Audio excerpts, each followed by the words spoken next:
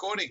Recording. This is Irene with SaugaTalks. Hello, my darling audience. Hello, everybody. So I'm here today with Keith Keller, who is an amazing new friend I got not long ago. And Keith is an authority in the magical field of digital marketing. Keith has been a very generous contributor to those who want to learn about how to tweet, how not to tweet, how to stream, how not to stream.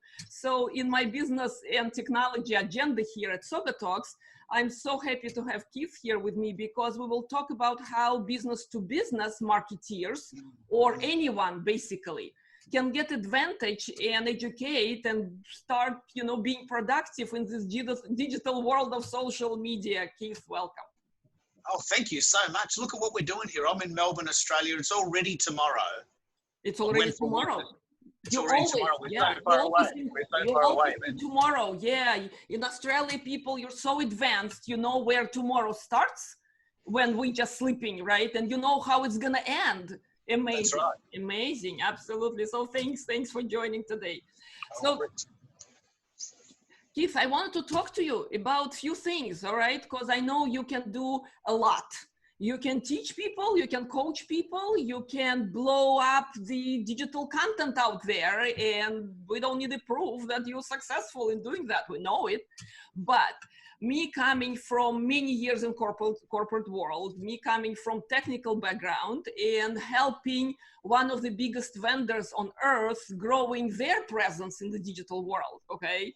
I do want to talk to you about what do you think is happening nowadays? I mean, what do you see happening around you? Pandemic, no pandemic. Digital business, no digital business. What is it? Yeah. The actual trend that I'm seeing is this idea to be real. Like I've got headphones on because my wife's at home. Like, I have a mic. I have a setup. But when I'm working, she can hear me, and when she's working, I can hear her. So I'm adjusting my content style to say, okay, I've got to wear headphones so she can't hear my guests. And she is in another room on her laptop, so I can't hear her conversations.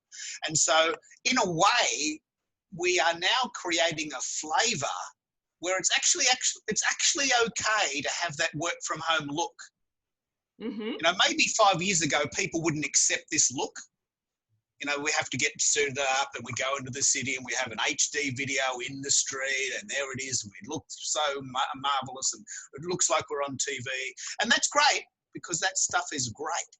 But now it's quite acceptable to say, you know what, I'm working from home now and I still know the same stuff. My brain's still working. I just don't have a tie on, and I'm still the same person. It's much more informal. Yeah. Would you agree? As long as you know the difference, because I saw this very funny cartoon in the New Yorker magazine that says, am I working from home or am I living at work? Oh, wow.